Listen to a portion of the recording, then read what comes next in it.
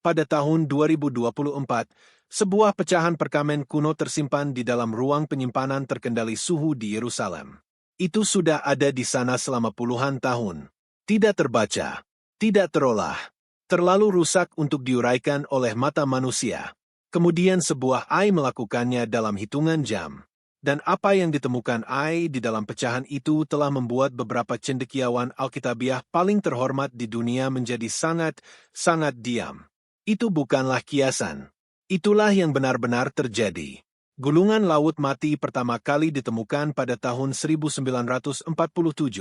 Seorang gembala Bedouin muda melemparkan batu ke sebuah gua dekat tepi laut mati, mendengar sesuatu peka, lalu merangkak masak. Apa yang ditemukannya mengubah studi tentang agama, sejarah, dan peradaban manusia selamanya.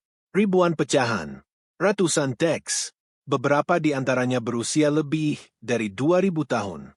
Ditulis dalam bahasa Ibrani, Aram, dan Yunani. Terkubur di dalam kendi tanah liat. Tersembunyi dari dunia selama 2 milenium. Kebanyakan orang mengira gelonggan itu sudah lama diteliti sebenarnya. Itu tidak benar. Inilah sesuatu yang kebanyakan orang tidak tahu. Sebagian besar pecahan gulungan laut mati tidak pernah diterjemahkan sepenuhnya. Ada yang terlalu kecil. Ada yang terlalu rusak. Tinta telah memudar sedemikian rupa sehingga huruf-hurufnya hampir tidak terlihat oleh mata telanjang. Selama puluhan tahun, pecahan-pecahan ini tersimpan di gudang. Diberi label, diketalakan. Namun diam. Para cendekiawan mencoba pencitraan multispektral. Mereka mencoba fotografi inframerah. Mereka membuat kemajuan, meski lambat. Namun ada batasan untuk apa yang dapat dilakukan analisis manusia terhadap sepotong kulit yang telah membusuk selama 2000 tahun di dalam gua gurun. Kemudian muncullah model-model AI. Dalam beberapa tahun terakhir, kecerdasan buatan telah diterapkan pada dokumen kuno dengan cara-cara yang sebelumnya tidak mungkin dilakukan. Sistem pembelajaran mesin yang dilatih dengan ribuan naskah kuno mulai membaca hal-hal yang telah diabaikan oleh para ahli manusia. Hasilnya luar biasa.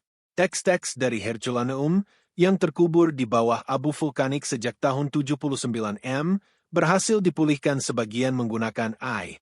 Dokumen-dokumen kedokteran Yunani kuno direkonstruksi. Dan kemudian, para peneliti mulai menerapkan alat serupa pada pecahan-pecahan gulungan laut mati. Grok, sistem AI yang dikembangkan oleh XAI milik Elon Musk, memasuki percakapan ini dengan cara yang spesifik dan disengaja. Ia tidak hanya digunakan sebagai alat baca, ia digunakan sebagai mesin pengenalan pola dan rekonstruksi. Dengan diberi masukan berupa pemindaian multispektral resolusi tinggi, dilatih dengan pola bahasa gulungan laut mati yang sudah diketahui, dan ditugaskan untuk mengisi celah-celah yang telah ditinggalkan terbuka oleh puluhan tahun penelitian manusia. Satu pecahan khususnya menjadi pusat perhatian. Para cendekiawan telah mengetahuinya selama bertahun-tahun. Ia memiliki kode identifikasi. Ia memiliki lokasi penyimpanan. Namun isinya dianggap tidak dapat dipulihkan. Kerusakannya terlalu parah. Tintanya terlalu pudar. Celah-celahnya terlalu lebar. Grok tidak setuju. Dalam hitungan jam setelah memproses pemindaian, sistem tersebut mulai menghasilkan teks yang koheren. Bukan karakter acak. Bukan sekadar derau. Bahasa Ibrani kuno yang terstruktur sesuai tata bahasa. Kalimat-kalimat. Paragraf-paragraf. Sebuah bagian yang tampaknya berasal dari teks yang belum pernah dilihat oleh para cendekiawan sebelumnya. Atau yang mereka kira belum pernah mereka lihat sebelumnya. Karena ketika teks hasil rekonstruksi dibandingkan dengan catatan religius dan historis yang diketahui, muncullah sesuatu yang aneh. Sebagian cocok, sebagian tidak. Dan beberapa bagian mengandung gagasan yang tidak memiliki kesejajaran yang dikenal dalam teks kuno manapun yang pernah ditemukan. Gulungan yang seharusnya tidak ada itu baru saja mulai berbicara. Prosesnya terdengar sederhana jika Anda mendeskripsikannya. Anda memindai dokumen yang rusak. Anda memasukkan hasil pindaian ke AI. AI membacanya. Namun apa yang sebenarnya terjadi di dalam proses itu jauh lebih kompleks daripada yang disadari kebanyakan orang. Dan memahaminya itu penting. Karena itu menjelaskan mengapa Grok mampu menemukan sesuatu yang telah luput dari perhatian selama 70 tahun penelitian manusia. Ketika seorang cendekiawan manusia melihat naskah kuno yang rusak, mereka melihat apa yang terlihat. Mereka dapat membuat tebakan berdasarkan konteks tentang huruf-huruf yang hilang. Mereka dapat membandingkannya dengan teks-teks yang dikenal. Namun otak mereka memiliki keterbatasan. Ia hanya dapat menyimpan sejumlah pola dalam satu waktu. Ia menjadi lelah. Ia memiliki titik buta. Ia bekerja lambat. Grok tidak bekerja seperti itu. Sistem ini dilatih dengan perpustakaan besar bahasa-bahasa Semitik kuno. Dialek-dialek Ibrani yang membentang selama berabad-abad. Variasi bahasa Aram dari berbagai wilayah dan periode waktu. Ia memahami tidak hanya kata-kata individual tetapi juga tata bahasa struktural dari tulisan kuno. Cara kalimat-kalimat dibangun. Cara para juru tulis pada era itu membuat kesalahan-kesalahan spesifik. Cara tinta berperilaku pada jenis perkamen tertentu. Ia memahami kimia fisik dari proses pembusukan.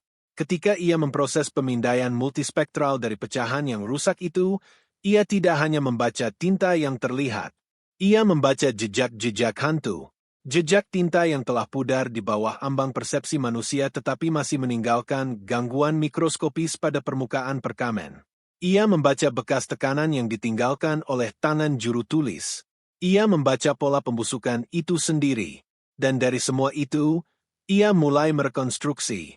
Bagian pertama yang berhasil dipulihkannya relatif mudah. Pecahan Mazmur yang diketahui.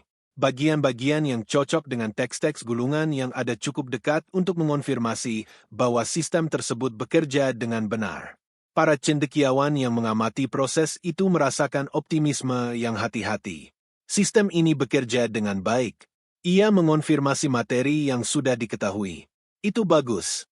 Kemudian ia mencapai bagian pecahan yang tidak memiliki kecocokan. Teks yang dihasilkan Grok pada bagian itu menggambarkan sebuah sosok. Bukan seorang raja. Bukan seorang nabi dalam pengertian tradisional. Bahasa yang digunakan tidak biasa. Deskripsinya menggabungkan atribut-atribut yang dalam teks-teks religius yang dikenal tidak pernah digabungkan dalam bagian yang sama. Ada referensi tentang pengetahuan yang sengaja dimeteraikan. Tersembunyi bukan karena kecelakaan, tetapi karena keputusan. Oleh orang-orang di posisi otoritas yang memahami apa yang terkandung dalam pengetahuan itu dan memilih untuk menguburnya. Kata dalam teks Ibrani kuno itu, kata yang digunakan untuk dimeteraikan bukanlah metafora. Itu bersifat administratif. Kata itu sama dengan kata yang digunakan dalam dokumen-dokumen birokrasi kuno ketika merujuk pada penekanan informasi secara formal. Renungkan sejenak. Sebuah teks berusia 2000 tahun tersembunyi di dalam gua gurun menggunakan kata yang berarti ditekan secara resmi. Bukan hilang, bukan terlupakan. Sengaja dikeluarkan dari peredaran oleh seseorang yang memiliki otoritas untuk melakukannya. Para cendekiawan di ruangan itu menjadi diam. Seorang peneliti, yang tidak disebutkan namanya secara publik, dilaporkan mengatakan bahwa bagian itu terasa kurang seperti kitab suci dan lebih seperti sebuah catatan. Dokumentasi tentang sesuatu yang benar-benar telah terjadi. Serangkaian peristiwa yang melibatkan keputusan spesifik yang dibuat oleh orang-orang spesifik pada waktu dan tempat yang spesifik. Detail dari peristiwa-peristiwa itulah yang membuat ruangan itu menjadi sunyi. Jika cerita ini membuka mata Anda, pastikan Anda berlangganan. Karena apa yang akan datang selanjutnya adalah di mana bobot sebenarnya dari penemuan ini mulai terasa. Mari kita tepat di sini. Ini bukan tentang agama versus sains. Ini bukan tentang iman yang ditantang atau keyakinan yang diserang. Ini tentang sebuah dokumen. Sebuah dokumen kuno. Dan tentang apa yang tampaknya dideskripsikan oleh dokumen itu dalam bahasa yang hati-hati, disengaja, dan administratif. Teks hasil rekonstruksi mengandung beberapa bagian yang berbeda. Bagian pertama, seperti yang disebutkan, cocok dengan materi yang diketahui. Namun bagian tengah dari pecahan itu, bagian yang paling rusak, bagian yang sebelumnya pada dasarnya telah diabaikan oleh para cendekiawan, bagian itu mengandung sesuatu yang berbeda. Sesuatu yang tidak cocok dengan rapi ke dalam kategori manapun dari literatur gulungan laut mati yang diketahui. Bagian itu menggambarkan sebuah dewan. Bukan pertemuan spiritual. Sebuah dewan dalam pengertian organisasional.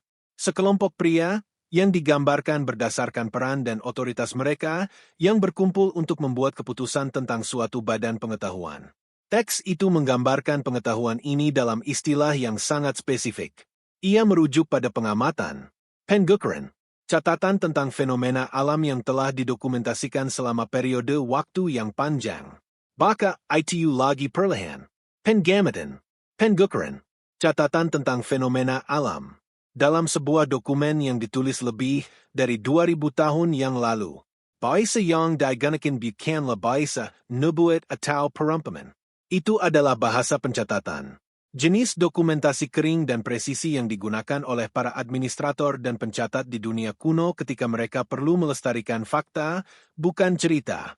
Dewan yang digambarkan dalam teks itu tampaknya telah memperdebatkan apa yang harus dilakukan dengan badan pengetahuan ini. Dan kesimpulan mereka tegas. Pengetahuan itu harus dikeluarkan dari peredaran umum. Pengetahuan itu harus dipegang oleh sekelompok kecil orang. Alasan yang diberikan dalam teks itu, di permukaannya, tidaklah jahat. Teks itu menggambarkan pengetahuan itu sebagai sesuatu yang berbahaya bukan karena ia palsu, tetapi karena apa yang akan menyebabkan orang pertanyakan. Frasa itulah yang membuat para cendekiawan terdiam. Berbahaya bukan karena ia palsu. Berbahaya karena apa yang akan menyebabkan orang pertanyakan.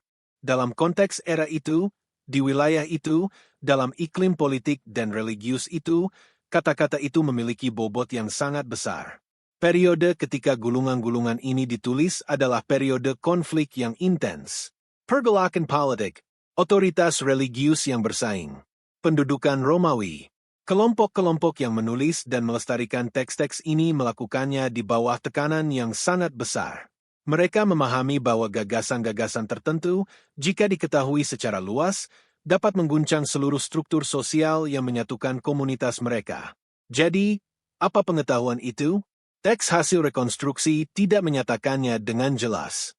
Penulis kuno jarang melakukannya ketika berhadapan dengan materi sensitif. Namun bahasa di sekitarnya memberikan petunjuk kontekstual yang kuat. Ada referensi tentang siklus panjang, pola-pola di alam yang berulang sepanjang rentang waktu yang sangat luas.